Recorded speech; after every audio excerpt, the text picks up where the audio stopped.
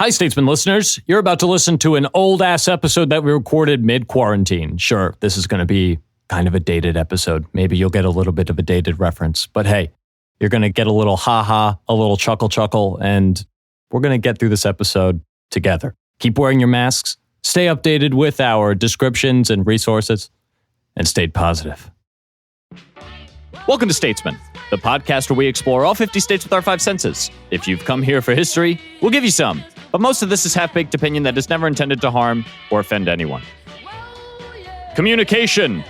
What energy it takes for us to share and disseminate ideas. From shadow puppets on the walls to grunting in some proto-language, oops, I filled my loincloth with dia, humans have made it their mission to each other to ensure that one will more deeply understand the other by writing it down.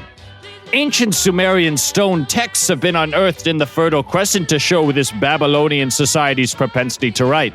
But it wasn't until the 3rd century BCE where we find the oldest surviving piece of e-mail, also known as Egyptian mail, where pharaohs contracted an organized courier service to diffuse state information and documents to their subjects. With practice and Mother Nature's secret ingredient time, these systems of sending became necessary, adapted, and modernized to deliver paper, parcel, and package promptly, rain, sleet, or shine. Today in the United States, the Postal Service manages over 600,000 total employees and 472.1 million pieces of mail a day. Today, we salute you, USPS. Statesmen salute the Postal Service!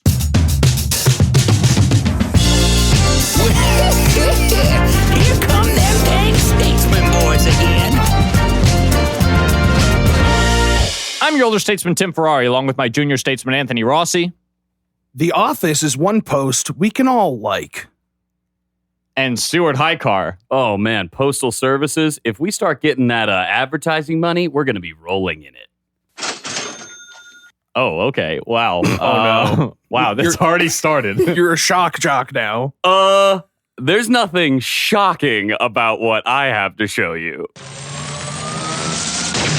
Okay, that was called Electric Shot. Not nearly as electric as I thought it would be, but I do believe that the audio itself is electrifying with excitement. Yes? What's the story here? You're a What? soundboard dude? I'm not a soundboard dude, but I do... All right, for the listeners at home, yes, we made a discovery this weekend.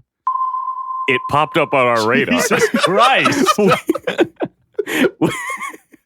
We found that we were able to plug in a soundboard very easily in our quarantine setup. And so this week during our special Statesman Salute episode, we're just going to be trying it out very lightly, sprinkled throughout. You're probably not even going to notice it.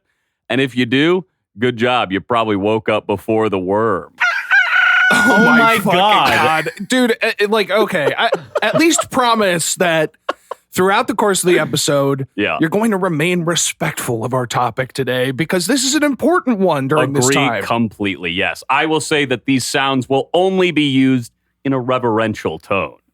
Wow. Well, okay. Excellent. Anthony, you had a great joke, Mr. Post Office. Yeah, as somebody as social media savvy as myself, it comes easy for me. But just to explain to the layperson, a like on a post is something that can be comparable to spreading a little love. And I think the post office could use a little love during this time. Yes. I wish that everyone, I wish we could all heart their posts, if we could all send them a special heart and then maybe a DM as well. Maybe the kind of heart that Jim sends to Pam. Oh, if I could just find my Pam. Oh, guys. The Office?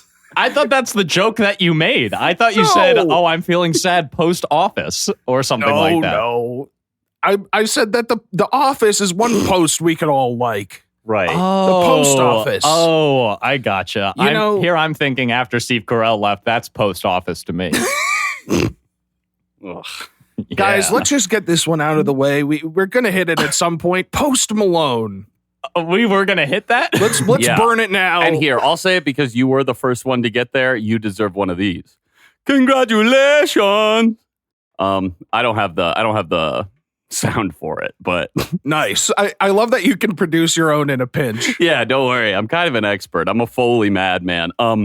What are we doing today? I know the label says Statesman Salute, but is this what is this? Some sort of new episode format? I think it is. We've chosen an important system within the United States government to highlight and show actually how awesome it is. Yeah, so in this time of negativity, we figured that it might be a great idea to find a few things that we can be positive and all support behind, while giving them a little bit of our statesman clout. You know what I mean? Right. And the statesman cloud is really, really powerful. When the cloud rolls in over somebody's town, it rains down money. Absolutely. But of course, the brave post people of the United States of America work through rain, sleet, snow, and any weather condition. Anthony, you just folded up a piece of paper. Are you about to send some mail now? Yeah, of course. I figured what better way to start off the episode than by sending a piece of mail. Here, wow. You'll get the audio. This is not one of Stu's soundboard Although items. it's just as crisp. All right. I've inserted the message that I just wrote out into an envelope. We'll get a live lick. Not as juicy as I expected that to be. But All right. you went back for a couple more licks. Yeah. I mean, you really tried to get in there. Well, it's sealed now. I guess all you have to do is drop it in one of those miraculous blue boxes. No. First of all, you have to fill out the envelope, of course. Yes. Of course. With the send to address and, of course, the return to sender address in case there's a delivery issue. Remember, listeners, that if you don't fill out your postcards before you send them, they're going right to the post demon himself, who gets all the mail addressed to no one. Oh, yes, the mailer daemon. Exactly, the daemon himself. So, Anthony, could you tell us who you're filling this one out to? So I'm mailing this one to my dear friend, elder statesman Tim Ferrari. What? Jesus Christ. He should be receiving this in a couple business days. Okay. I'm right here. You can hand it over to me. But fine. Okay, here. What? thank you. Imagine this has traveled through the mail system of the United States of America. Wow. Guys, I've gotten a letter. It seems to be an unaddressed fan letter. It doesn't even have a stamp on it. Whoa. Must have been dropped off at the house personally. I love that. Of course, that was just for the sake of this simulation. In actual practice, we would include maybe one or two stamps, Of depending on how course. far it Just was so traveled. everyone knows, this is still a simulation. Right. This is just a game. Don't get too scared. Now I am opening up the envelope, and I'll include the audio because it's important. Exciting. Ugh, it's still wet. Oh, yeah, I gave it a nice lick. Yeah, it's really wet. Whoa, what's inside? It's a picture of Akon. No. Flip that over. Oh. That was, of course, an old print for an episode that we just left lying on the floor. Wow, a fan has sent us one of the best facts of them all. What? The USPS was founded in 1971. Nice. Oof. I don't think that's true, Anthony. That's what it says on the good old Goog. 1971? The USPS formally, the exact entity. Of course, the railway system, the Pony Express. Sure. Yeah. Vastly predated. Yeah. I know that the post office, or like one of the first, the Continental Post Service, was founded in 1775 by Ben Franklin. Holy shit. Wow. Dude, I think you did miss one other piece of information on You're that right. I letter. forgot the PS at the bottom of this. Of course, it says, this episode is going to be a fun episode. Aw. Wow. Charming. That was really nice of them to send that piece of information, whoever sent that. Nice. And of course, the PS at the bottom does not stand for post office. It stands for postscript. Well, Right. yeah, because Well, it's not PO. It's not PO. Huh? We actually know that. Yikes. You know what this episode's already starting to do? Self-destruct sequence activated. I was going to say, if you had like a tank, like a rolling in of the tanks, this okay. episode is going to tank. Oh, this might be the one you want. That's a baby. Yeah, crying. I don't know about that. Well, why don't we do like a little bit of a roadmap to do what we're going to talk about today? First, we're going to go through some of the greatest moments that we have in our lives associated with the post office. Some of your greatest life experience getting a letter, perhaps. Well, we've talked about M&M in the past, but these are real M&Ms, male moments. And then throughout the episode, we're going to be doing a mail check where each one of us goes downstairs to check if we, the Statesmen podcast, have mail. Yeah. Oh my God. And it's an exciting time because we're live recording during the window where we usually get our daily mail. And not to mention, I'm expecting some mail. So this could be some very important mail that I'm about to get. Wait a minute, Tim, you're expecting? See, it works. It was just a little late. And then we're going to talk about some of America's famous addresses and some of the funniest, hilarious, greatest zip codes of them all. Oh boy, I am shaking in my seat. I'm so excited for that segment. Then we'll do another mail check, and then we're going to talk about state pen pals, letters from states with live reactions. Wow, Crazy that's stuff. exciting. Finally, states have been writing us for a long time with advice, questions, stuff that we can answer as experts, and I'm glad that we're finally getting a chance. Definitely. We'll do our final mail check. We'll wrap it up with some support for one of our favorite entities in the United States, but we'll talk about that later.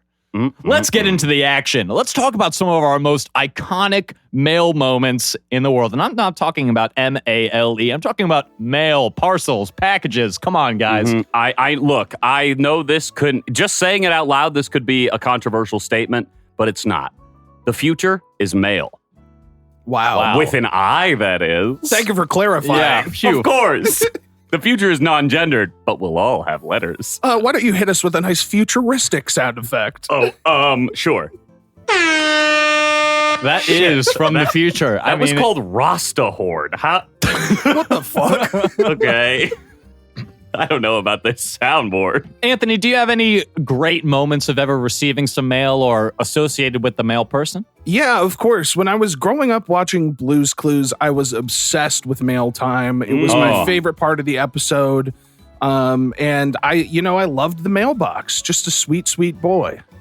Stu, did you watch a lot of Blue's Clues? Absolutely. I was an original Blue's Clues boy. Watched it through the transformations, adding characters, changing storylines, and eventually changing the art style altogether for sort of a little reboot that I believe maybe is still popular today. I couldn't tell you. I don't really watch a lot of children's programming, but I will say that every time mail arrived in the mailbox and they had a little bit of a small celebration before they opened the letter, and correct me if I'm wrong, did stuff come out of the letters? Like they would open the envelope and like segments would come out of the letters? What am I thinking of that? They would open it up and it would be a TV screen that would enlarge. That's and what I'm would be a thinking. video clip. Yeah. It's that sort of like, I've always loved that because it's a beautiful representation of how a letter can take you to another world. Definitely. Wow. And that was kind of my jumping off point. That was my earliest association with mail. I remember being upset when I was a child because I felt like I never received any mail or any phone calls to my house. I have a deeply scarring memory where my dad tried to give me a phone call as a sweet gesture, and I was like, "Dad, I know it's you," and I hung up. Oh, very sad. That and is it cute. haunts me to this day. Did he ask for? Hello, I'm calling for Anthony Rossi. Yeah, That's and fun. it was very, very sweet. Now, not mail related, but I had similar struggles with mail. I wanted to be receiving mail, and I felt like I was always left out. So I definitely wanted to sign up for like magazine subscriptions, something with lots of pictures. I hated reading the words because I just found it so boring. I wanted something like very visual. I always wanted zoo books. We've talked about them for like 6 episodes in a row. It's just crazy. But my most iconic mail moments that stick out to me through the years have been on my birthdays, because my sister, who still lives in upstate New York, will always send me a very personal handmade card that she fills out with stickers and drawings, and frequently she'd include little cartoons of me and my family, and it's always so touching, and it always connects me right back with home. Wow. And really touches my heart. That's very sweet. There is also one particular mail story that was a real crisis where I mean, not the best time to call anything else a crisis, but my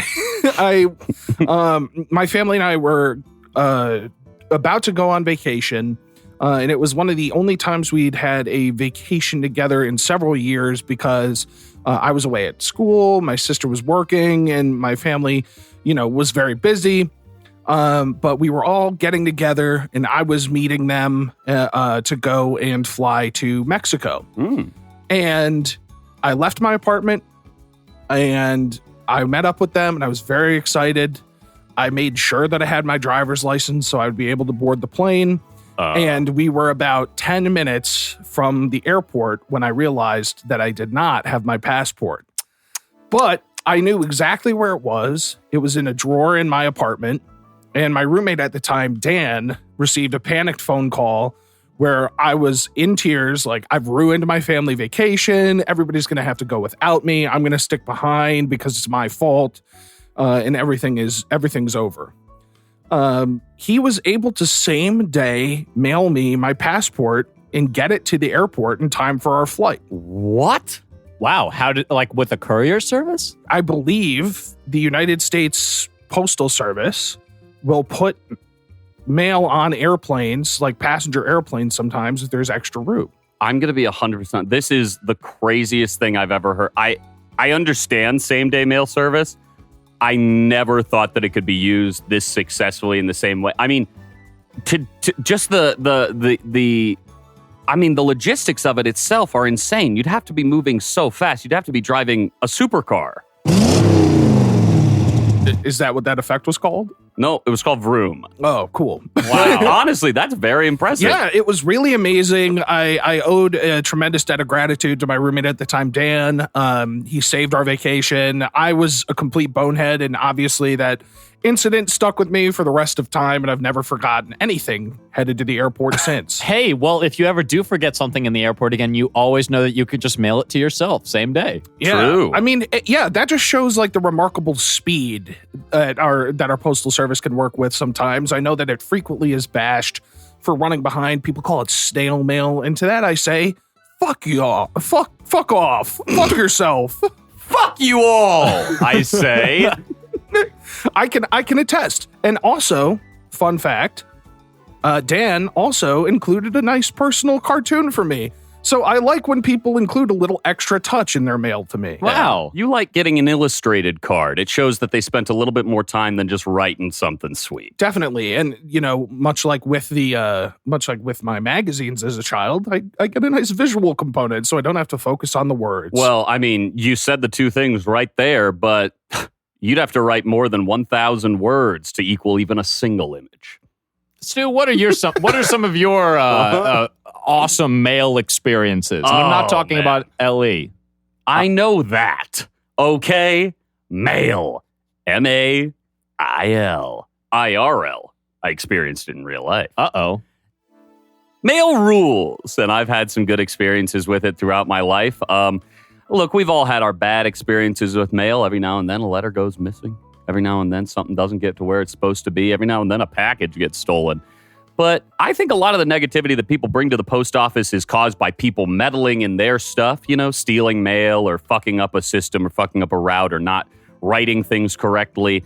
So I have massive respect for the post office. And the first thing I want to mention in terms of my M&M mail moments is similar to Anthony. I think birthdays, holidays are, of course, a huge time for mail. This is when you're getting, maybe checks from family and friends to celebrate your birth. It's a great time to get $20 inside of a card from your grandmother. Oh, it's all about the cash for you, huh?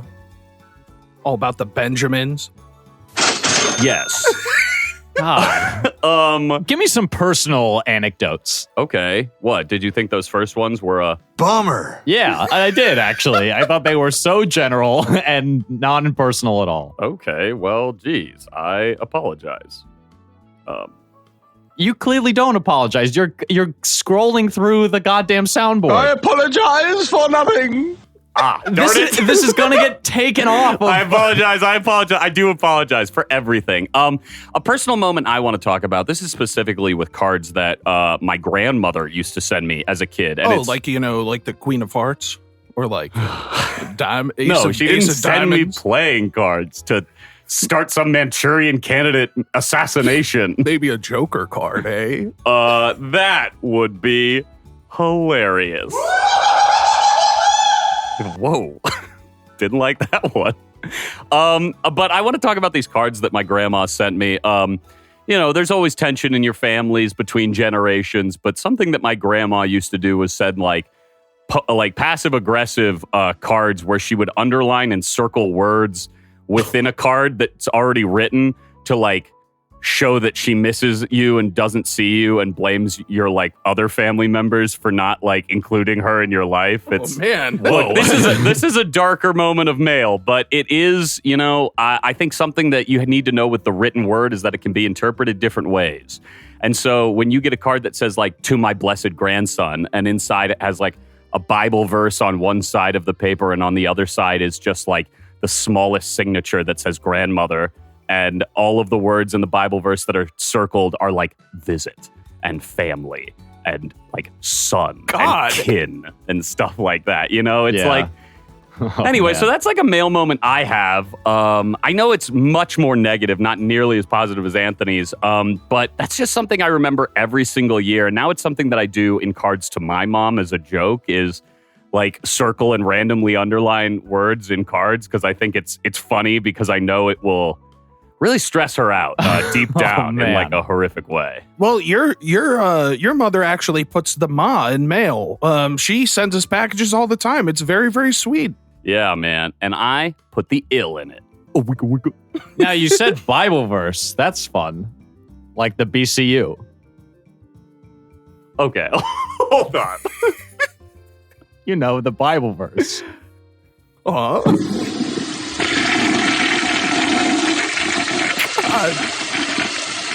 It's a long one. Yeah, that one's going down the toilet for you guys. Yeah, but Tim, I do want to hear about if you have any infamous mail moments to tell us about. You know, I don't really have many infamous mail moments. I've got a lot of lost packages. You know, I've got a lot of opened mail. I've gotten a lot of, just like a bunch of lost packages. But some of my favorite mail moments include my letters to Santa Claus when I was a child. Oh, nice. I sent a bunch of letters to Santa Claus between probably like 4 and 7.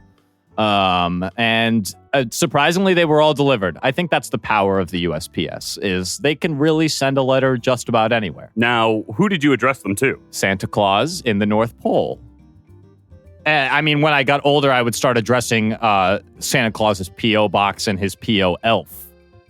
Just to like more efficiently get to Santa Claus. You guys, once Santa got out of jail, he had to visit his P.O. elf every month. So did you ever get like a response back? I know, spoilers for any very small children listening to the podcast, but obviously, you know, Santa's not able to write back to all people who write to him. But I, as a child, did get like one in suspiciously familiar handwriting back, you know, and like, whoa, Santa wrote to me. And I'm sure one of my parents wrote me a nice letter saying, you know, because they didn't really deliver the letters anywhere. They just took them to the post office and read them, I think, to know what I want. Well, we all know Santa is cripplingly arthritic and can't write. So that's kind Has that been, obviously I'm not a big part of the Christmas episode, so like I don't know a lot about him, but is that something that's true that you guys know? I just looking at his hands. He's just a bad person anyhow. He's just he's not really who we picture when we write to him as a child. But maybe he's just misunderstood, probably. Yeah, probably. Guys, any other mail moments? Any other mail faves? I'm trying to think of like iconic things that maybe I've received in the mail. Yeah, I mean, like I referenced it earlier, but your mom sends us all very nice care packages. Oh yeah, she sent us a big bunch of cockroaches and a large coffin. That's right. One Halloween. Let me clarify: fake. Both of those things. They're fake cockroaches and it's a fake coffin, but it is hanging in our living room, and the cockroaches are just below the stand of the TV, just outright. You see, I'm kind of using them as a way to prop the TV up at an angle to stop the glare. This place is disgusting. I get pottery from my mom in the postal service. Yeah, you do. It's very cool. A dangerous thing to send. Yeah, she packages up with her own bubble wrap and popcorn, packing popcorns, and it gets to me in perfect shape with and it's great. Yeah, that's a real testament to the quality service of the Postal Service. The fact that they're able to get that to you completely unscathed and with a little kiss on the package. Absolutely. They kiss it for me. A kiss on the package. Right. All right. God well, damn it. Do you guys know of any like excellent mail? You ever hear of any excellent mail? Through the stories. Hey, I'm not going to mention any names, of course, but I have had friends successfully send and receive. Well, not even friends, but I've had associates successfully send and receive drugs through the mail. Oh, I understand. Yeah, a dangerous thing to do that only an idiot would. Yeah, exactly. I was bringing it up not to condone that activity, Right. but simply to report that is some of the things that are moving through the mail every day. It's a possibility. I heard that you can send live chickens through the mail. I recently heard that as well. Yeah, apparently, chicks, little baby chicks, you can send in the mail. You can send, obviously, bugs. I don't know if you guys have ever seen, you can order something like 400 ladybugs in a box from... That's horrible. That's terrible. What a bad prank to do to somebody. Yeah, it's not for the gardens, it's not just for fun, recreation. Right. I guess it's true. I've told you about my ladybug infestation in my childhood home. You have. You have. It is strange. Haunting. Stinky ladybugs. Stinky bugs. Stinky. One thing that is really crucial during this time, some fresh baked goods, Some cookies when you're away at summer camp, maybe. Ooh, I'm away at summer camp. I'm kissing everybody I can see, and I'm... Now, Tim, so how dare you? I've stopped Stuart mid-sentence by turning my computer to a important web page of a very important series of letters Yes. that a very important author used to write. Anthony, I'm going to turn the computer to you. Oh my God. Have you ever read these letters, guys? No, but I'm a fan of the author, and what I can say after reading this headline, I'm sure you're about to read it for our listeners, but just to get them excited about it, I can tell them that it's good. Jesus! Wow, I guess your soundboard didn't work that time. God damn it! Wow. Okay, well, this is one of the most famous series of letters, at least to my knowledge. James Joyce's love letters to his dirty little fuckbird, and that's a quote. That is the title to the article. That is the title to the article. You can look at this on theparisreview.org if you look up James Joyce's love letters, dirty little fuckbird. I'm not going to read the entire thing, but because there are a few of them. But hey, they're pretty hot, guys. It's also incredibly intimate. Yeah, James Joyce talks about his pecker in a lot of ways. Jesus, have you guys ever sent any erotica through the mail? Or any even a little more tame, just love letters? Sure, I've sent love notes through the mail, but I have never sent erotica that I have written through the mail. What you specified? Did you plagiarize James Joyce? Yeah, I mean, look, I think that reading these letters is kind of like the old-fashioned, nude leak. Yeah. These are personal letters between two consenting adults, and yet here we are on the ParisReview.com reading about James Joyce's pecker. This poor guy. Hey, here's a little excerpt. Perhaps the horn I had was not big enough for you, for I remember that you bent down to my face and murmured tenderly, "Fuck up, love. Fuck up, love." Wow. I don't know how I'm going to continue recording because it's hot in here. It is pretty hot in here. Well, hey, it's just hot enough for our first mail check of the episode. Whoa! And this is an important one. I am expecting some very dire mail from my bank. I'm experiencing some fraud on account of a car rental company. And I need somebody to check that mail. Absolutely. And that is not a joke. And also not a joke. If we receive any mail, we will be opening it live on the podcast. Wow, which is going to be really rough for your fraud situation because we're going to be opening and reading a lot of the stuff from those letters. That's okay. I'm pretty confident that I'm going to win this case. So, maybe more power to me. Hey, either you win or it's an Epic fail. It's back. All right. It's fucking Christ. All right, guys, I'm about to run down. I have my flip-flops on. I'm going to hit a couple stretches and sprint on down there. All right. Stu and I are going to vamp. Stu, would you like me to read any more of this James Joyce love letter to you? I mean, feel free to look through, I guess, generally. Is there something that, is really peeking out to you? Actually, yeah. Bye, Anthony. Bye, Anthony. It was you who slid your hand down inside my trousers and pulled my shirt off softly aside and touched my prick with your long, tickling fingers and gradually took it all, fat and stiff as it was, into your hand and figged me slowly until I came off through your fingers, all the time bending over me and gazing at me out of your quiet, saint-like eyes. Honestly, I know you're absolutely speechless. I really didn't like when he said figged me. What about this? When that person whose heart I long to stop with the click of a revolver put his hand or hands under your skirts, did he only tickle you outside or did he put his finger or fingers up into you? This is just horrendous. This is terrible. Profane. I'm so glad. Luckily, Anthony is back because I'll be honest, that entire section was, it grossed me out. But Tim, this sound effect kind of points it out. Hey, we're going to have to cut this. My soundboard doesn't work anymore. Don't cut it. Leave this in. I'm furious about it. God. All right, Anthony is back. Anthony, please tell us some good news. Do we have some mail? Well, as you can see, I'm holding my hand behind my back. Mm-hmm.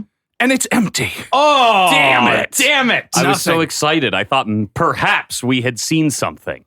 No, I can document the 5 senses that I experienced while I was there. Actually, that's a very important part of this podcast. Why don't you go ahead and do that? Sorry, I'm a little out of breath. I sprinted. Yeah, for sure. Good Understandable. We live, of course, on a floor. So, right. All right, well, I'll start with taste. The lingering taste of coffee in my mouth from right before I went down. Interesting. Smell, thick, humid paint.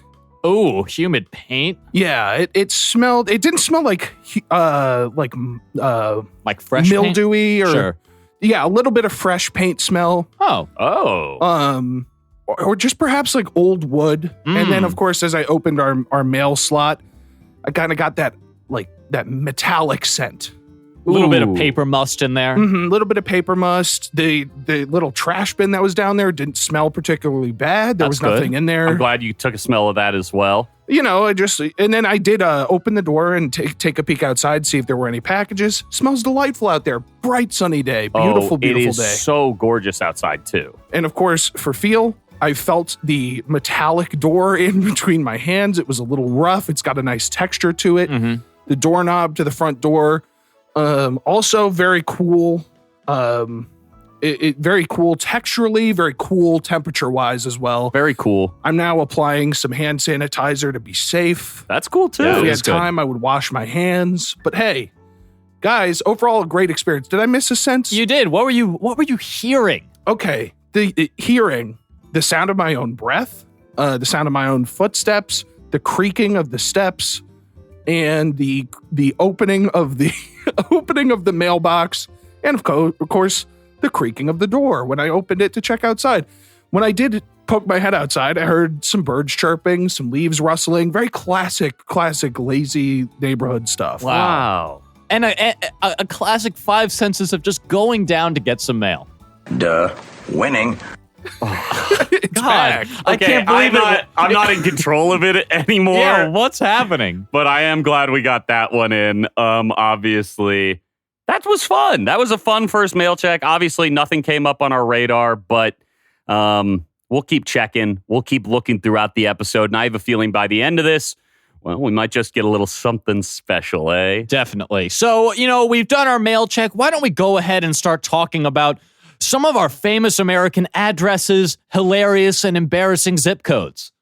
Ow! Sounds rad. Did you guys find any in your adventures? Oh, absolutely. I mean, personally, I want to start with some of the most famous addresses in America. Let's hear it, Stu. All right. Well, you couldn't get this segment started without mentioning the big one. The number one, the white one. That's right.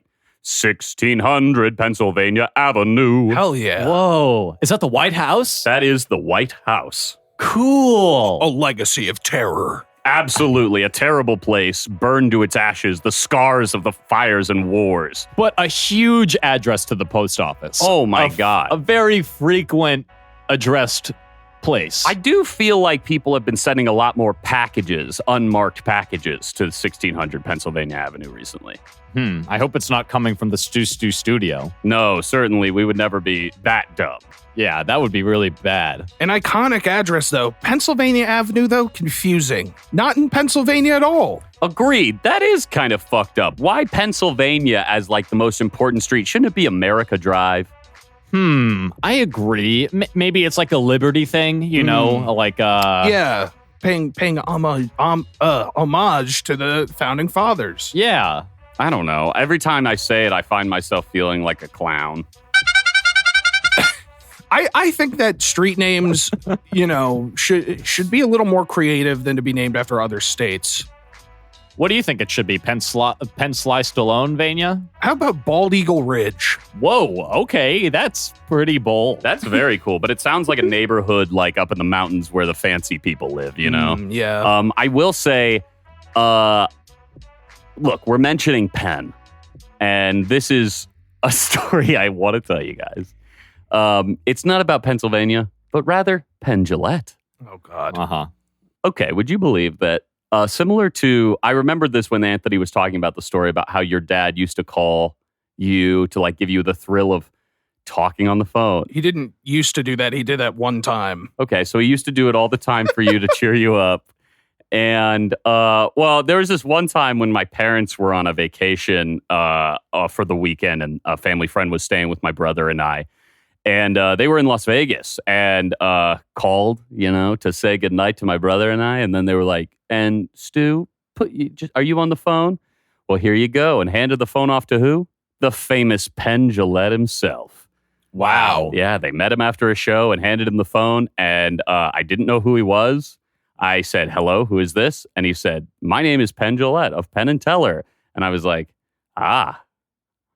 And Sad. I and could tell disappointing. he was very immediately like, okay, juggling the conversation, trying to find something to talk to me about.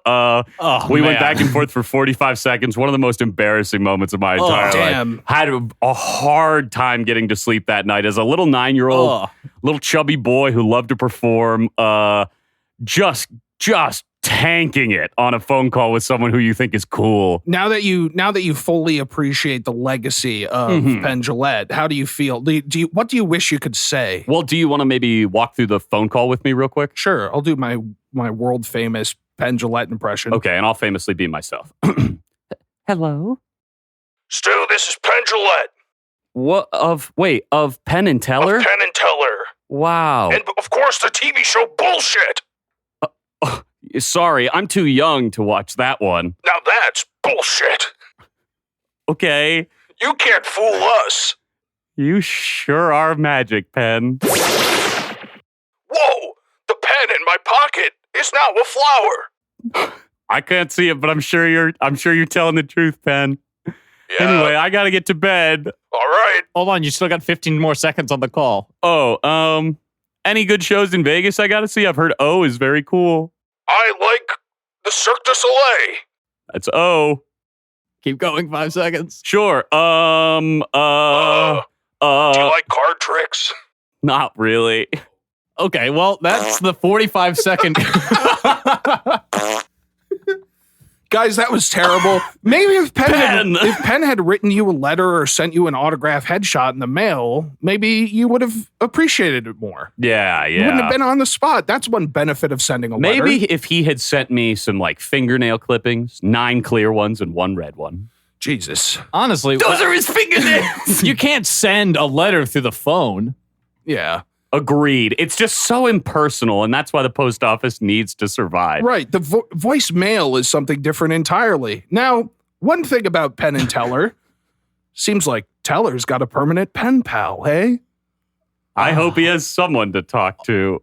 Hold on. Before we get onto the pen pals, we have to talk about these American addresses still. Okay, yeah. Oh, that's right. Oh, no, I wasn't transitioning to anything. I was just saying. I, of course, mentioned 1600 Pennsylvania Avenue. Let's move on. Here's another famous one. 11 Wall Street, New York, New York. Oh, of course. What's at 11 Wall Street? The New York Stock Exchange. Whoa! That's right, where it all goes down. A legacy of terror. Another one, that's true. We all remember how it was terrorized by Bane just a few years ago. Wow, that's very true. The first supervillain to wear a mask. I don't think that's true. I mean a N95 type There you mask. go, Thank yes. you. Guys, do you think Bane could have been on The Masked Singer? I think he would have had a hard time not being picked out quickly. Yeah. Guys, bad era for that show. Now every singer's wearing a mask.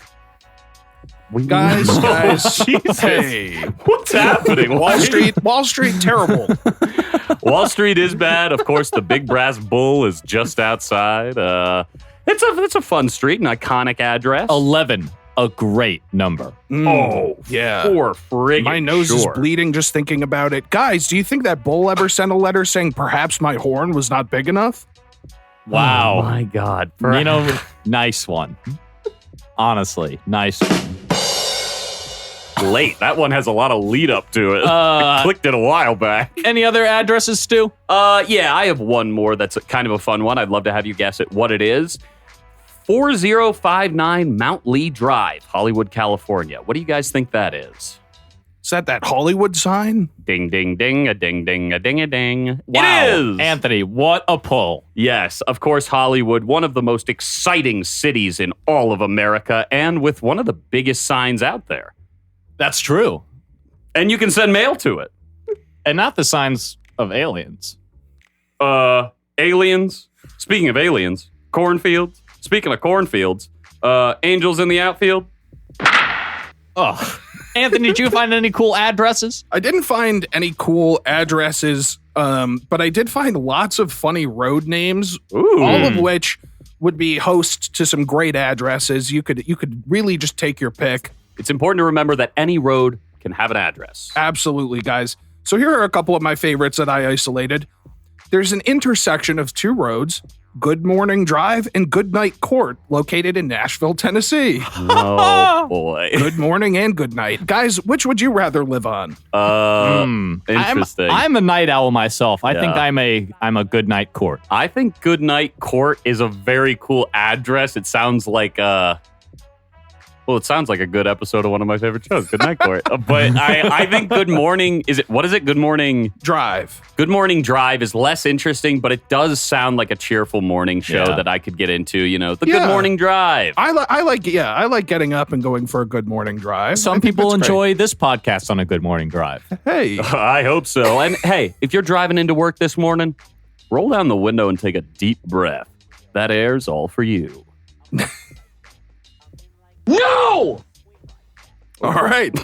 Wow. God damn. The Office. I think I would pick Good Morning Drive just because it's a little more positive to me. Like I think Good Night. What is it? Good Night Court is almost a little ominous. I Sure. kind of the court aspect reminds me of like some sort of like romantic Romeo and Juliet courtyard courtship. kind of thing, courtship. I was certainly thinking King Arthur. Yes, exactly. Mm-hmm. All right, the kid in his court. Give me another one, Anthony. All right, here we go. Chicken Dinner Road in Idaho. Nice. Oh, yeah, is what I See, said. the problem with this soundboard is so many of the effects sound like something that you could just be doing in studio. I could never make this sound in studio. Oh my God. God damn it, I hate God. this thing. But no, I think that's a fun address. I like that. I like Chicken Dinner Road. I think it's awesome. I want to move there. I think winners only, I'll say. Mm-hmm. All right, guys, here's another one. Booger Branch in South Carolina. Nice. I also found a booger. Oh, sorry. hear that? Yeah. No boogers. Sorry, I've just been waiting for a moment. There's like literally everything. No, there's only like 20, but that one, we hit. Wow. Booger Branch. Booger Branch. I also found a Booger Road, a Booger Hollow Road in Alabama. Ugh, Booger Hollow. Booger Hollow. I don't want to live anywhere with a booger in the name. Yeah. Certainly not at the 50-yard line of the NFL field. No more. He got fired. Rest in peace, Booger McFarlane. Yeah, Booger. Really a tough place to live. All right, guys. Yeah. Here's one that maybe Stu should take up residence on. Tootin' Hill Road in Connecticut. Hey. You disgust me. Oh my God. This is going to be, we're going to get sued. How are we going to get sued? These are all clips I made. Creative use, I guess. Fair use. Oh, not just creative, but transformational use. Yeah, I don't know about that at all. I think Tootin' Road? Tootin' Hill. I like the idea that maybe there's like a space that everyone who lives on that hill can use called the Tootin' Commons. Yeah, I was talking about Egyptian mail. Guys, the good thing about living on Tootin' Hill Road is that if things progress, the shit rolls downhill. Wow. I hit the toilet sound effect, but it was like 35 seconds long, and I can't stop them once they start. Out of that pool, is there one that you would, like, which one would you most and least want to live on? Tim, do you immediately have any feelings? Because I think for me, most is definitely Goodnight Court. Yeah. I think that is a badass. Yeah. I would love to be like 69 Goodnight Court, It's the house number. Or maybe, gross. Least, I think, Tootin' Hill is funny. So I don't think I would mind living there. Tim, what do you think? I don't want to live on Booger Branch. Booger Branch. Yeah, any tree that grows boogers is a tree that needs to be cut down. Yeah, for sure. And that goes out to all you 7-footers playing for the NBA with your snotty asses. Well, I've got a couple of roads for you. Hell yeah. There's one in Kailua, Hawaii called Poo Poo Place. You thought I wouldn't get away from the poop jokes, guys. Come on. It is funny. That is an actual street. That sounds really pleasant, actually. I think it's fun. I'm sure in native Hawaiian, poo poo, because it's like POO, I'm sure that like means something of significance, Yeah, there's PU with like a little line over the U, PU for a type of platter. But this one is literally spelled poo poo, POOPOO. Well, you've got me there. It is poop then. Yeah, I don't know. Well, in Hollywood, California, there's a place called Dick Street. Dick Street. DICKS. Oh, man. Nice. You guys remember Dick Dastardly in the Scoob movie? Oh, let's never talk about Scoob. Scoob was a train wreck. Well, how about this one in Great Meadows, New Jersey? It's one of the most haunted roads in the United States, the Shades of Death Road. No, whoa. Hard rule out living on that street for me. Yeah, I definitely don't want to live there, but I wouldn't mind going there one time to get so scared that I have to turn around and hightail it back to my bed, What do you think some of the 50 Shades of Death are? Red. Bondage. Excellent. Well, what about this one? In Bethlehem, Pennsylvania, and you're going to like this one, for all my Eilish heads out there, Drive. Oh, my God. Yeah, that's not a joke either. That's a real street in Lehigh University in Pennsylvania. Some graduate dorms are located on Drive. Of course, you asked me to pull a sound effect for Billie Eilish. Don't have it. The only we have is... Winning. So...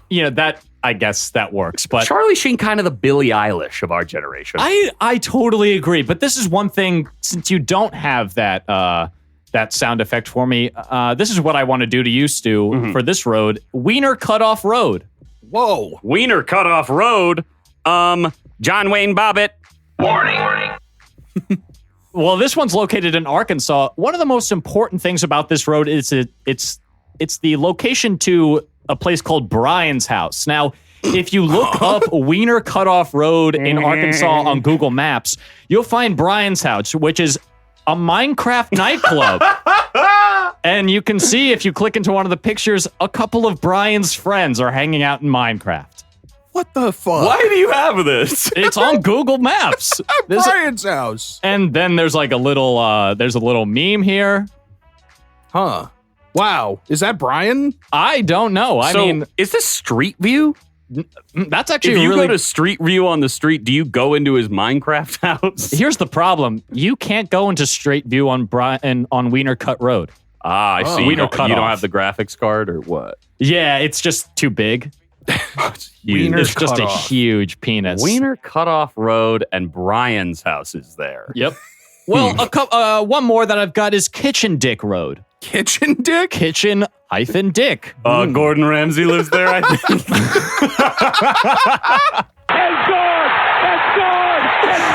Oh, well, there's just a very simple explanation to this one. Yeah. Where the family kitchen lives on one end of the road and the family dick lives on the other end. Sort of a Hatfields and McCoy. Two families struggling forever. But maybe a Romeo and Juliet situation could happen between the kitchens and the dicks. Indeed.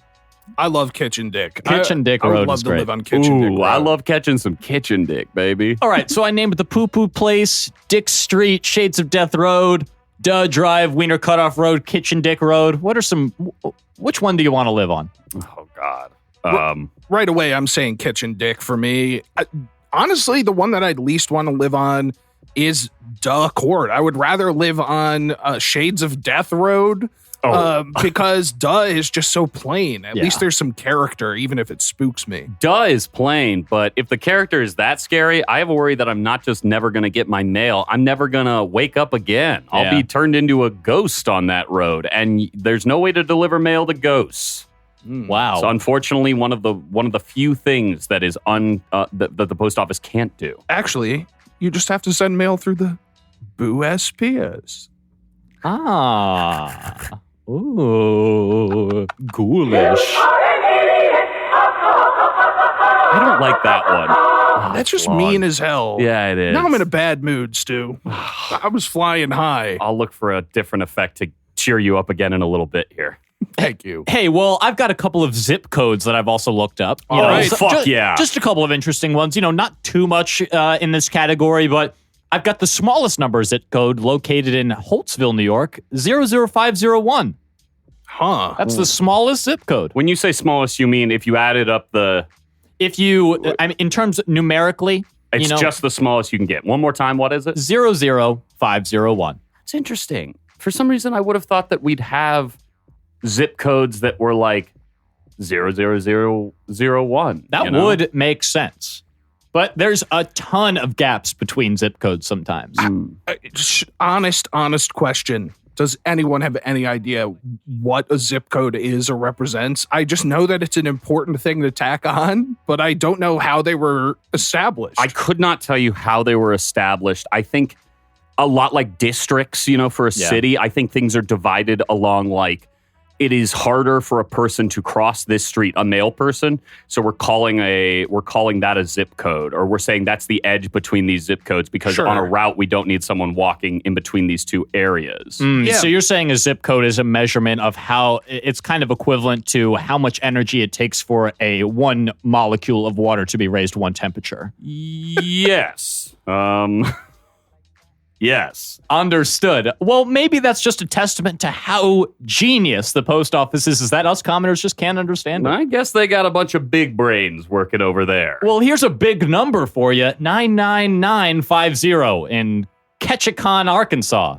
The highest number zip code. Wow. Yeah. They're missing what? 49 more points and they'd be perfect nines across the board? Exactly. Wow, damn, that's an elite zip code. An elite. I'm curious though, what is stopping the United States from getting to that 99,999? I think honestly, and I probably should have thought about this at the beginning, but I bet they skip ones that are intentionally, like, could accidentally be misread. 4 zeros in a row could be 5 zeros in a row versus 4, right? Oh, so yeah. true. Yeah, things make a bunch of 9s in a row. Actually, I don't think that would be hard because you just be like, well, it's all 9s. Like, maybe I don't get it, but there are definitely some you could mix up, right? 3s and Bs look the same. Yeah, 6s and 9s you can easily flip upside down. 8s and 0s. Have you guys ever been to a 3B movie? 3B. Well, I've got a smoky, a kind of a smoky zip code.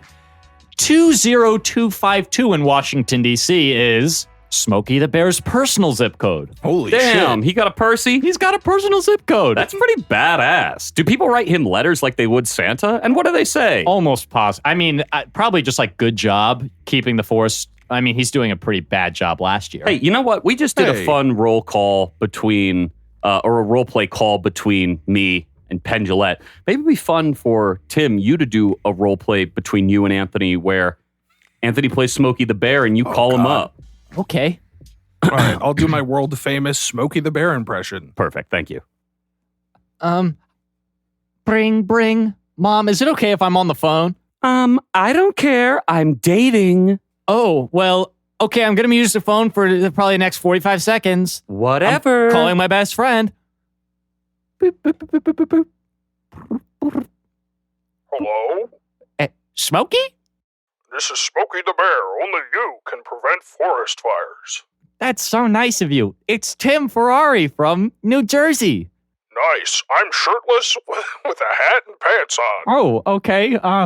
That's great, Smokey. What? God. Sorry, it's my dating app. I got a match. Jesus. A match? Did someone say a match? Who's that on the phone? And is he single?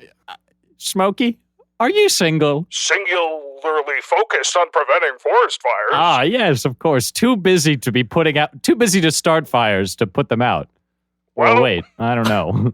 Why are you calling? What's up? I don't know why I'm calling. I think I got pimped into this bit. Did someone say bit? I don't know. We can end this one. Yeah, guys, Okay, that cool. was a slam dunk. We're really good at that. Mm-hmm. Oh, God. Guys, wow. this episode is the most like a morning radio show. It really is.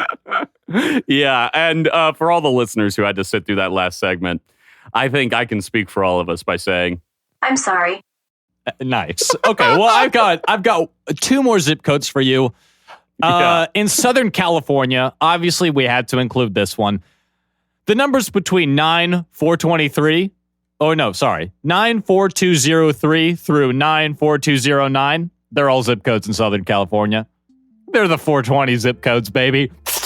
oh, wow. Okay. Damn. I thought we were going to do like a 90210 thing. Well, actually, that is another one of the zip codes I pulled up in Beverly Hills. Oh, okay. So wait, California gets all the weed zip codes, but then also the richest zip code? Absolutely. Legalization's changed everything. And then I've just got one more for you. It's not a United States code, a zip code. This is a Canadian zip code in Delta, British Columbia, V4G1N4. What the hell? Yeah. Getting letters in the mix? Absolutely. But if you go ahead and write that down, you'll figure out what it spells. V4G vag. And what are the last 3? 1NA. Oh, no, 1N4. 1 4 Ina. Vag. Ina. Great. Hold on, just put them together. Am I close? You're so close. Why? What's the meaning of this? What immature middle schooler? I agree. Who named this zip code? Hey, the Canadians, guys, come on. That is funny. I was in the same vein as this. I was curious. Is there an American zip code for 80085? There isn't. That's BS. Is there a 42069? There isn't. That's the Southern California zip codes were the closest ones I could find to 420. No zip code has 69 in the first 2 or last digits. Embarrassing. Wow, that kind of, maybe I understand. It's the same reason that you can't get vanity plates that say like, hey, munch my ass, dipshit. You know, it's like, Yeah, too come long. on. Yeah, well, obviously too long, but also no jokes, okay, in the official stuff. But maybe we're missing out, you know? Maybe Comedy Central could open up an office in one of these zip codes, you know? Maybe they could. Hey, maybe like Canadian zip codes, our listeners could embrace the value of letters. That's what we're trying to impart with this episode. Yeah, why do we have to keep our zip codes numerical? That's a really good point. But lest we stay thinking about it for too long, I think we need to. Get back to work, you slacker. Thanks, Duke Nukem. Oh, great. Well, you know, we've gone through some of these hilarious, famous addresses and zip codes. It's time for a mail check. Mail check, baby! Stu, we've got to check if we've gotten any mail. And Awesome. the mail people could be out the door right now. What? Get out there. Okay, I'll be right back. All right, Anthony. You know, when you were gone, I read Stu a little piece of. Oh, bye, Stu. Bye, Be Stu. safe. I read Stu a little bit of this, of more of this James Joyce letter. Would you like me to read you a Yeah, A definitely. choice piece. Let's see what I've got here. Here it is. Excuse my language on this one. This is a quote. My sweet little whorish Nora. I did as you told me, you dirty little girl, and pulled myself off twice when I read your letter. I'm delighted to see that you like being fucked arseways. Okay. Yes, I have a little too much. This is wild, and I agree with Stu. It's like perverse to read somebody's letters if they're not showing it to you personally. Oh, come Did he on. publish these? Oh, I'm almost positive he published these. Nice. I don't know where they would have got them. Oh, yeah. Oh, I don't know. I don't know if they were published with his permission. Maybe I should stop reading them.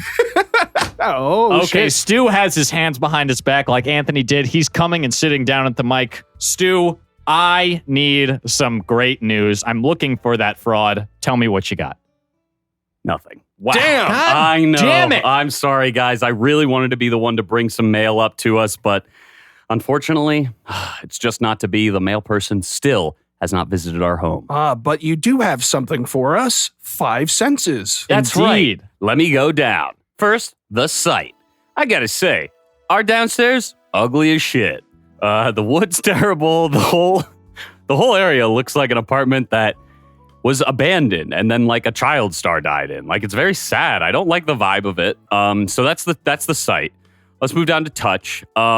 Sticky. Everything's sticky right now, but not sticky like soda sticky. Sticky like it's hot outside and like my skin's just gonna touch all of that untempered wood and sort of like goo to it. So that's the touch that I wanted to put out there. Let's talk smell. I definitely knew the smell you're talking about, Anthony. There is a I don't want to say mildewy, but like a summer wet wood smell throughout that stairwell. Yeah, I'm definitely picking up on that, which is interesting. It's not the worst smell, but I do know smell that for too long. Next thing you're smelling, dangerous black spores. Molds. Yes, Molds. indeed. Molds Definitely. and fungi can absolutely make that their home, okay? Of the other 2 senses, of course, taste. Yes. Tyga's favorite segment.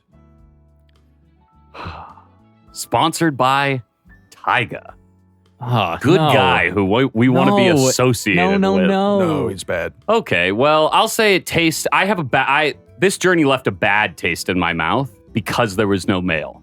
Damn. Okay. What feels worse than the disappointment of, especially this is the absolute worst, is when you get an email or something that says like, package has been delivered, and you're like, yeah, and you go downstairs and it's not there.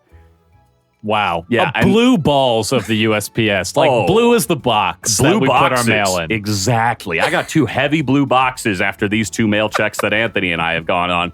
And I'm really hoping that by the 3rd mail check, somebody figs us a bit and we're able to colloquially finish. Did you describe what you were hearing downstairs? No, not at all. The creaky footsteps. I, of course, did not wear flip-flops. I went barefoot, listeners. I have what you might call hobbit feet. But I also opened up the front door and took a step onto our patio to see if maybe there were some packages left out there. The warm sidewalk underneath my feet and the slap of skin into concrete. That was an incredible sense journey. You went outside? I took one step right out there on the porch, and slapped my skin down on the crete. For science. For science, I wanted to get 2 environments. It is so nice outside. It's unbelievable. And then I come right back up into this stuffy, sweaty room to talk more mail. But that's just what we got to do. That is our job. Hey, guys, so we have probably our most exciting segment of the entire episode. Oh, baby. Whoa. Each of us has written a letter to a state, and we've actually received letters back from all of them. Whoa. And I don't know if you remember this, guys, but I've written my letter to Idaho. Anthony, who did you write your letter to? Oregon. But I haven't prepared it. I thought we were writing it on the spot. We are. Yes, we Okay. are, of All course. right, good. And I'll be preparing a letter, a response to Florida. Right, of course. So, yes, Anthony, you didn't write yours down. I have, of course, written mine down, and I will be reading see. it paper for paper, line by line, letter by letter. Understood. Yes. I'm looking at Tim's screen, and I can barely make out any screen behind the letters on it. There are just so many. This is obviously writing. This is in writing. I need somebody to read the response of the state back to me, just just for a little character. Well, I think that's what we'll be doing. How about we each read a state's letter, and then the person to the left of us can respond back with the statesman advice. Right. Who would like to go first with their letter? I guess I could jump into it. Great. Stu, who are you writing your letter to? I have written a letter out to a state, Florida. I wrote a letter to them, and they've sent back a response. So first, I'm just going to go ahead and read the letter that I've given to you, and then Tim, if you wouldn't mind, giving the response back to me, sort of a little bit of that advice. But, dear Florida, how are you? Oh, those waves sound nice. I wish I could hear them, but alas, this is a simple one-dimensional letter. What you don't know is that today's episode is sound effects heavy, so you bringing in sound waves might not work as it is. I'm getting lost in the details again. How are you? I hope your fields are looking nice. The bogs, the marshes. How are your sports teams? How's Gardner Minshew? Is he well? He's a quarterback. All in all, I hope you all the best. The people of your state are a kind folk who are unfairly maligned because of your free laws about crime headlines, which allow people to, of course, look up these incredible Florida man facts and whatnot. It makes you look bad, unfairly. I won't stand for it. I hope you're doing well. Your governor looks like a snake in a suit. Signed, Stuart Highcar. Wow. P.S. There's a P.S., and it doesn't stand for post office. It stands for postscript. I hope this letter for you was a total strike.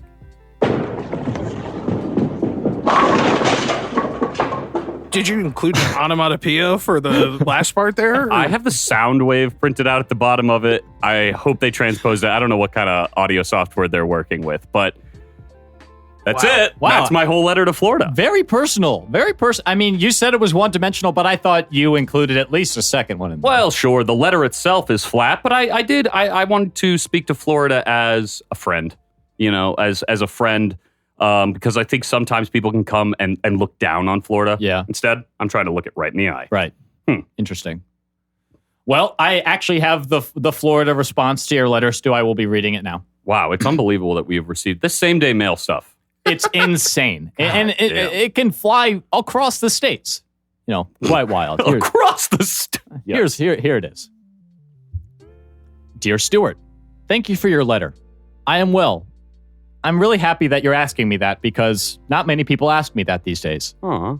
Commonly, I forget things. I'm forgetting things more often and more frequently every day. Oh. I think the pesticides that they've been spraying over my fields have, caused some pretty serious damage to my bogs. Wow.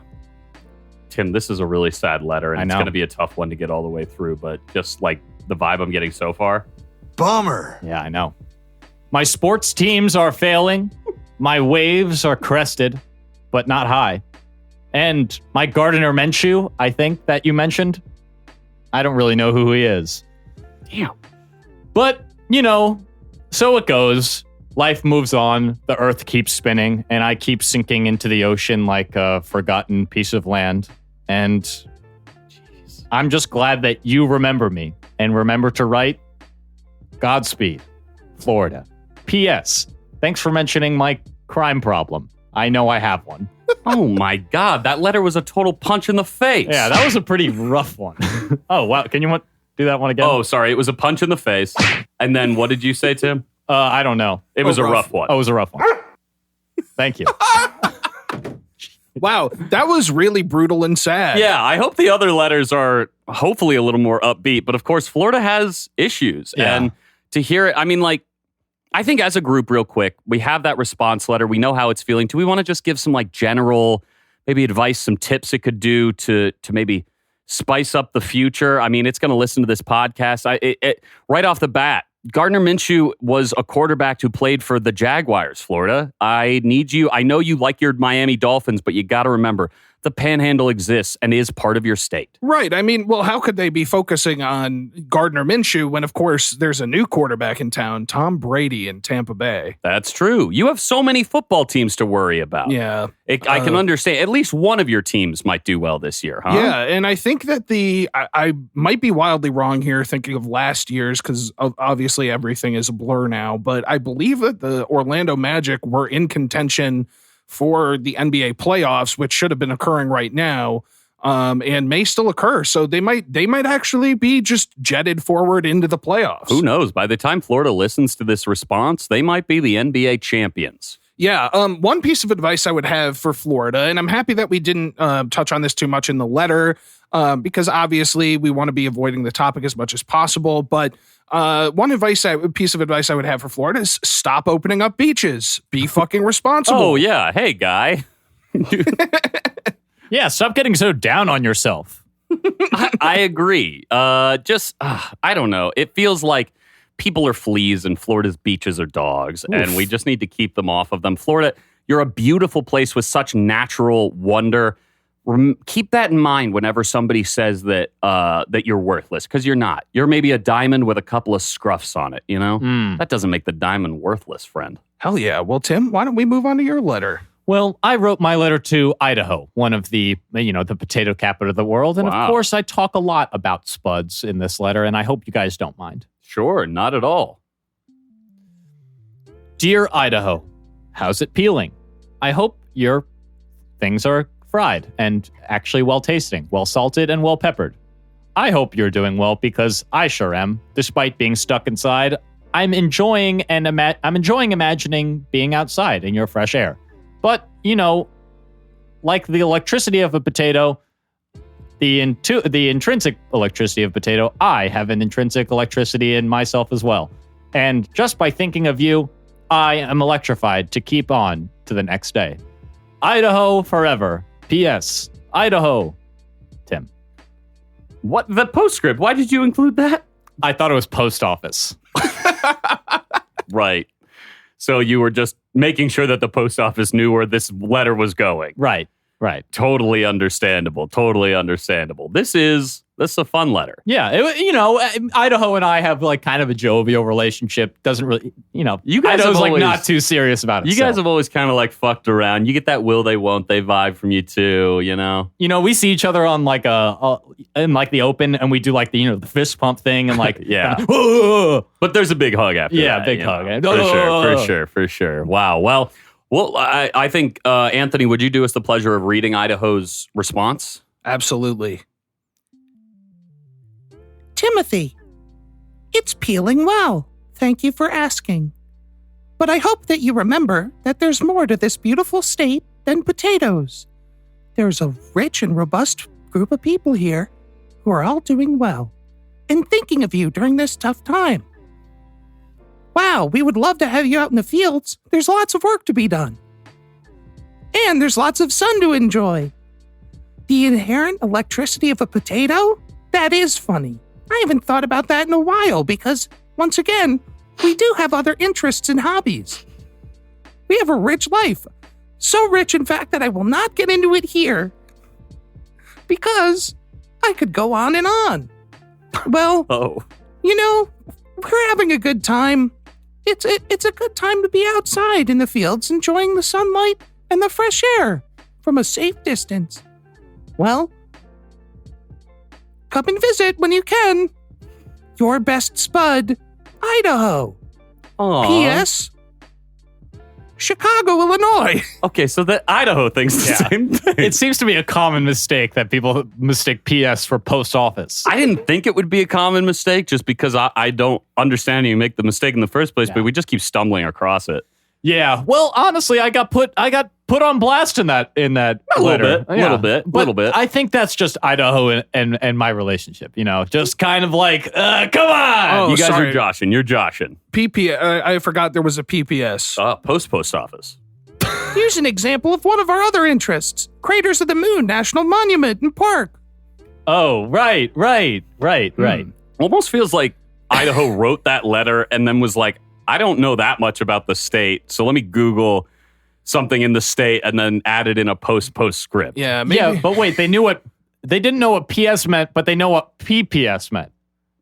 That's a great point. Huh. Huh. Wow. Guys, if Idaho wants to learn more about their state, they should go and listen to our Idaho episode from season 1 with the Nadald sisters. That's so Oh. true. There's so much actually rich information and a lot of rich and interesting things to experience in Idaho. Oh, absolutely. The richest thing, probably the flavor of those mashes, huh? Hey, Idaho, you are a fantastic state. I hope you're doing well in this time. Haven't heard much news from you during the quarantine, which I think is good news. I also think that I know it can be kind of maybe sometimes gets a little boring to have people make fun of you for your potatoes and stuff. But guess what? There are some states that have literally nothing that define them. And so it doesn't hurt to be a state with something iconic about it. right. Anthony, you've written a letter to Oregon. Why don't you go ahead and read yours off? Absolutely. Ooh, fun. To my PNW BFF. Hi, it's Anthony. I'm thinking of you, especially your gorgeous, gorgeous locale. What I wouldn't give to be in a nice cabin in the woods, enjoying the green life in isolation, and having a great time perhaps dipping my toes in the waters down at one of your natural parks, such as Crater Lake. What I wouldn't give to be on the top of Mount Hood, looking out and enjoying the fresh air. I can't wait until we can have festivals again so I could attend that famous festival that we discussed in our Oregon episode. By the way, I still think you should change your flag. It is pretty boring. Otherwise, I hope you're well and you're not getting too cooped up sitting inside when you have such a beautiful place to spend some time safely. P.S. Oh. I love you. Whoa. Oh, wait, hold on. That's just a copy of the movie. Mm-hmm. Yeah, I included P.S. I love you. Interesting. That's weird. Okay. Huh. Well, hey, great letter, Anthony. That was really, really nice. Yeah. My PNW friend. That's so...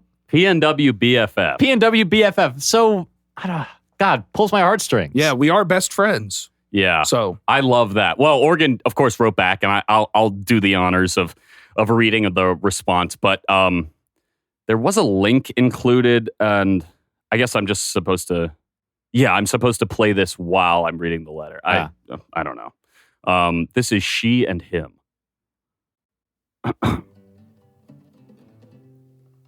Anthony. Been a while. Cabin in the woods, huh? As if. I sold that old place a few months back. Moved myself out to the shore. Became more of a fisherman. I've dipped a toe down into the creek to catch a crawdad with it. By the way, PNW BFF, you're my BMW BFF. Hope your wheels are doing well. Anthony, do you have a car? yeah, we haven't talked about it on the podcast, but I do have a brand new BMW. Jesus. I was going to try to pull the series. I couldn't. You don't need to know it. It continues. Hopefully you can come out this summer, if there still is a summer. We're still planning on having festivals, but you don't even know which one you want to go to? You can't remember the name? Serves you right.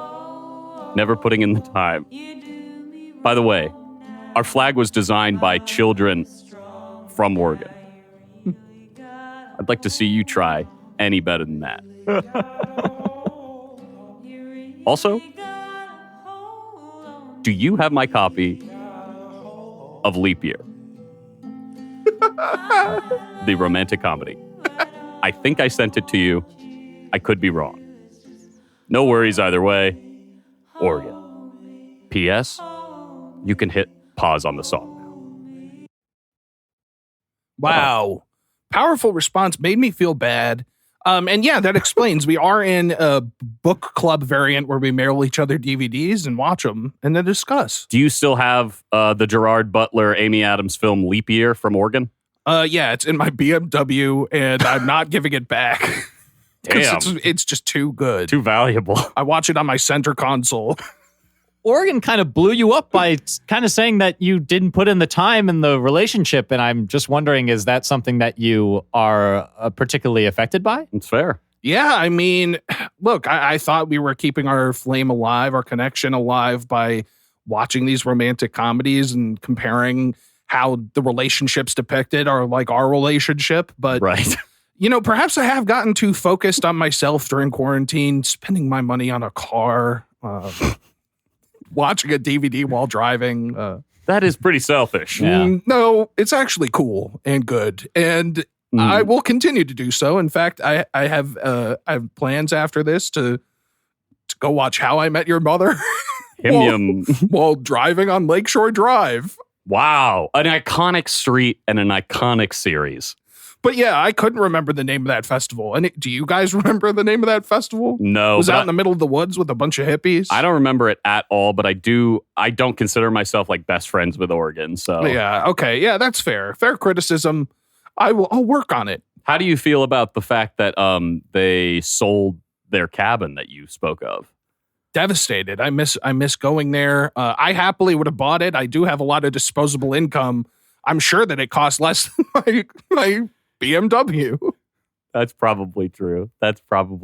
Tim, seems like you're doing some research. What's up? I was looking up that Oregon festival, and there are just so many that, Seems like every weekend over there is festivals. Wow. Hell yeah. Well, guys, that was so good. That was really fun. That was a lot of fun. A surprisingly emotional segment. Yeah, I think some of the states are kind of feeling it right now, and I think it's good that at least we're keeping correspondence with them.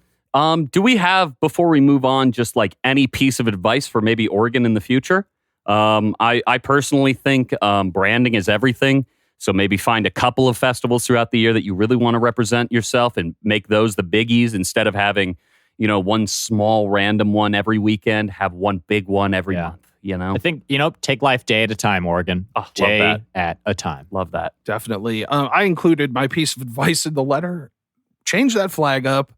And then also, if you're in the market for a car, buy domestic. Otherwise, parts get really expensive. So that's where I made my mistake. Yeah, for sure. Wow. For sure.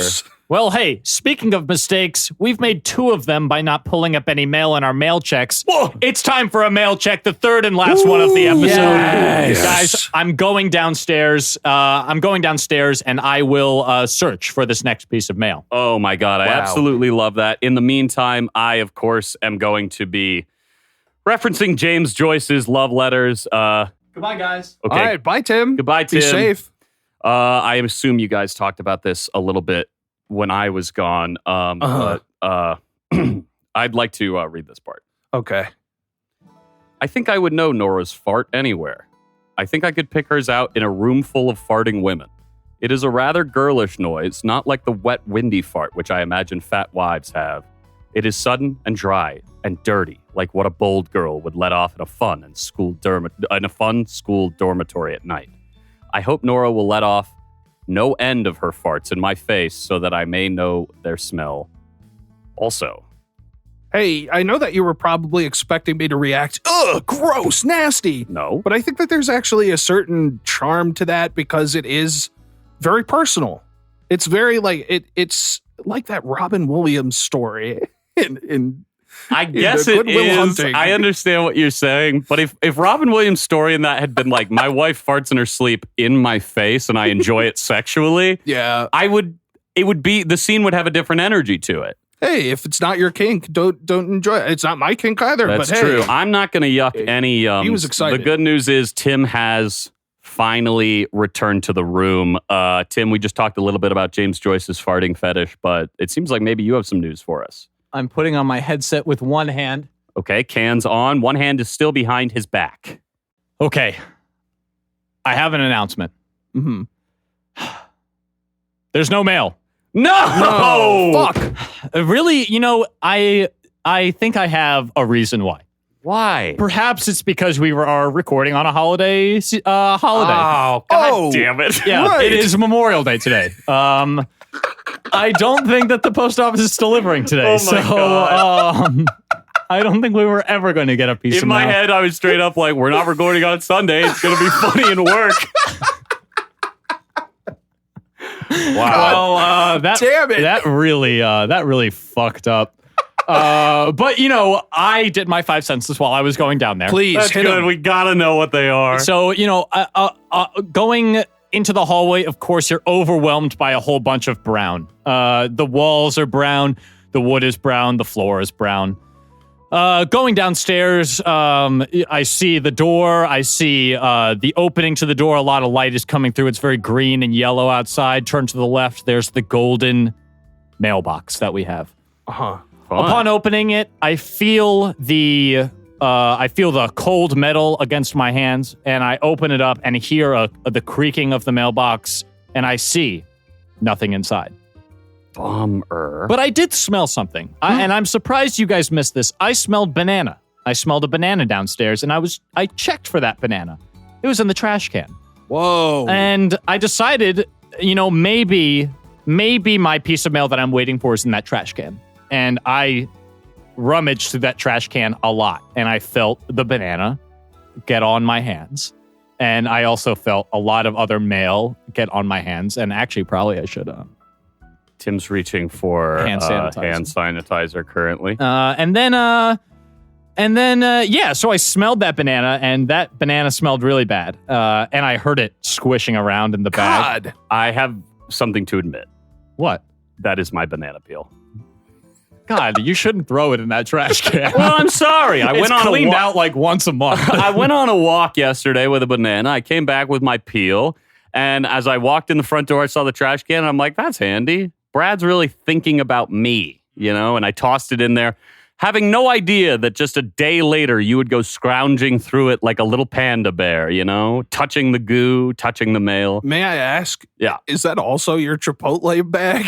Oh, in that trash can? No, it is not. But it is funny that somebody took stuff out of a Chipotle bag in the lobby of bring the bag up to your apartment, right? Yeah, honestly, I get it. Like, sometimes I'll throw my wrappings as I'm headed out to my BMW to have a meal. I'll just throw it in there because it's convenient. Obviously, no trash in the beam. For sure.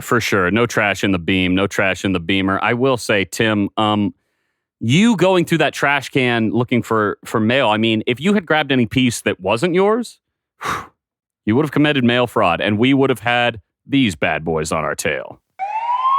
Right. The police. The 5-0. Well, what I did, and not the 5-0 states, but police. That's right. I did find a piece of Mike Bloomberg mail for one of our neighbors. What the fuck? Wow. Yeah. Wait, that was in the trash can? It was in the trash can. Wow, that thing really doesn't get emptied very much. No, Yeah. it really doesn't. So it's a Mike Bloomberg for president something? Yep, 2020, baby. What's it say? I didn't read it. It was somebody else's mail. Well, that's good of you. That's That a is right good of answer. you. That's the right I like answer. that a Come on. lot. I will say, if Mike Bloomberg was the president, that was scary. really scary. I didn't like how it was recorded from behind the corner where it's happening. Yeah, probably shades of Death Road. Jeez Louise. Jeez. Hmm. Damn, I can't believe we didn't get any mail today. I mean, now can. I can. Yeah, I Now- can. Thinking about it, I can totally believe it, and I understand why the segment didn't work. But At least we got one live letter opened on the show. Actually, we got plenty of live letters we opened got on the so show. many letters open. We really did salute the post office today. The post office is in for a hell of a fight right now, just because of the pandemic. A lot of right-leaning people think that we should privatize the postal service, and we at the Statesmen can't disagree more. And so we wanted to put this little episode together as a nice salute to an organization that does way more than people give it credit for, and that people hate on when maybe it's not always justified, eh? It would be a total, absolute disaster if the government post office was privatized. It would be a potential $1 trillion industry that would only cause so much damage to folks who cannot afford any other means of delivery or transportation. Yeah, one of the biggest misconceptions is when people go well, how can you make any money sending packages for this cheap? That's not the point. Yeah, it's not the point. People, for some reason, don't understand that the post office is not around to make revenue. It's a service that the government offers, and that bugs them for some reason. And I'm like, man, if it really does, then send everything fucking FedEx and spend $1 million. But I support our men and women in blue and light blue. That's the postal workers. Yeah, uniform. every person who works at the post office deserves a lot of support. They are true essential workers, and they're often underestimated or invisible. People kind of only tend to think about them on the holidays, or many people tend to only think about them on the holidays when including a nice little tip. But I think that it is really important to keep them in your hearts during this time because they are out there, pounding the pavement to make sure that you are able to stay in touch with your family. Risking their lives, They really are, they're out there alone, they're out there working, and they're not afraid. They are the lone wolf of the government system. Oh my God. There it is. There it is. Well, we're gonna do our part. We're not gonna soapbox. One thing that we're gonna do is we're gonna contribute all of our June earnings from our Patreon page to the United States Post Office by buying a bunch of stamps. Mm-hmm. And one thing that we're gonna do with those stamps is offer our Statesmen listeners a Statesman sticker. If you send us your address through our Statesman email, we'll send you a Statesman sticker. Yeah, totally free. Just send us your address and we'll what's the email, Tim? statesmanpodcast@gmail.com. And you can also reach us on social media at Statesman Podcast on Facebook and Instagram, Statesman Pod on Twitter. And you can find us on Patreon too at Statesman Podcast. Patreon.com/Statesman Podcast. Absolutely. Thank you guys so much for supporting the post office. Obviously, this sticker and campaign isn't going to make $1 million, but if we all chip in a couple pennies, it helps where it helps. Yeah, and just to address two big concerns, we'll make sure that we keep your address private if you send it to us. We're going to be very secure, delete it once we're done. But also, I will not be packing the envelopes, so you don't have to worry about them being wet when they arrive. We'll make sure that it's done in a very clean and safe way. Yes, instead, I am going to be personally kissing every envelope. God damn it, the kiss button won't work. Oh, it worked earlier. Well, we can make our own sound effect. There you go. Well, hey, guys, you got anything to say? Maybe we should wrap up our final thoughts on the post office, Anthony. Your touch segment, please. Definitely. I really appreciate all of the people who work in positions like this, especially during this time. The post office has been such a vital part of my life. Experiences that I remember from such a young age. There's an iconic post office in Saratoga Springs where I would go with my family to send and receive mail. I remember seeing wanted posters there for like the FBI's most wanted. So I think that not it's the really posters with Angelina Jolie. But I remember seeing wanted posters there. So it is also like that just is a testament to the fact that it's a community gathering space. It's somewhere where, a lot of business is done. And as much as you can get tied up in the headaches of, any sort of bureaucratic system or any major shipping process, it's never fair to really cast blame on the individual workers. You never really have a full picture of that. So make sure that you're doing your part to support them, and maybe just be a little more thoughtful going forward. But we really do send out a firm salute to them, and perhaps we'll take on some more salute episodes going forward. Stuart. Okay, let's rewind about 50 years.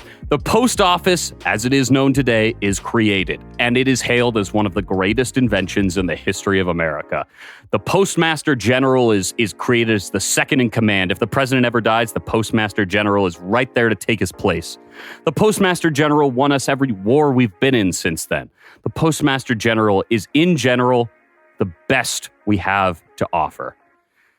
I think it's sad that 50 years later, we don't consider the post office in the same way. We consider it a bit of a dink, a bit of a letdown, kind of the bad guys. But I think that it's time for us to change that view. The post office is an essential service for essential workers, essential people, and people all across America. The amount of medication that moves through the mail, the amount of important paperwork, the amount of communication for those who might not have access to a reliable internet connection. The Postal Service needs our support now more than ever, and it would mean the world if you guys went out and maybe bought a roll of stamps or supported to us on Patreon, because this month, of course, it's going straight to the post office. It might not be a lot of bucks, but hey, just like the letter I'd get from my grandma every year, just a couple of bucks falling out of a letter really puts you in a good mood. Nice. And end it with a toilet flush.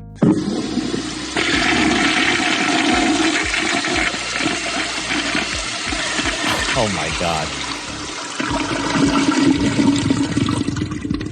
The post office.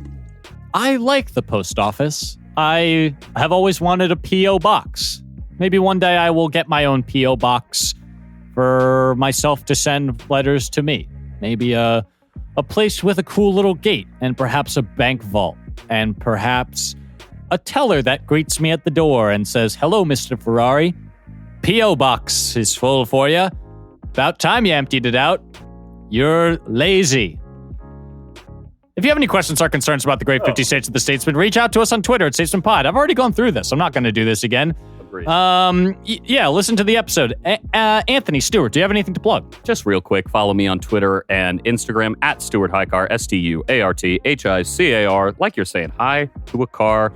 There's all sorts of funny content up on there. And of course, geez, I'm sure you guys heard about these viral stories about my Insta stuff. And I mean, it's not public, obviously, on my profile, so you got to follow me, and then you'll go through the security review, and then you can see those posts that have been generating so much talk, so much chat. But Anthony, anything to plug on your end? Yeah, you could follow me on Instagram and Twitter at I'm a Rossi. Guys, exciting stuff. I just recently posted what might be my very first selfie ever on my Instagram. So go check that out. Whoa. Also, if you want to play PlayStation games with me, please just shoot me a text or an email and I'll shoot you my PSN name. You had me at just shoot me.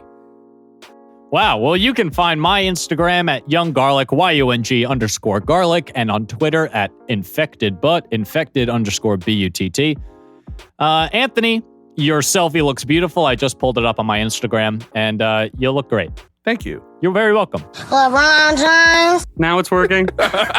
Well, on behalf of my junior statesman, Anthony Rossi, and Stuart Highcar, my other statesman, Tim Ferrari, statesmen salute the United States Postal Office. 3, 2, 1. Statesmen salute. You want to do that again? Yep. All right. 1, 2, 3. Statesmen salute. Okay. Now we all know we're doing Statesman Salute. Gotcha. One more time. 3, 2, 1. Statesmen salute. Okay. And state positive. Bye. P.S. Post Office.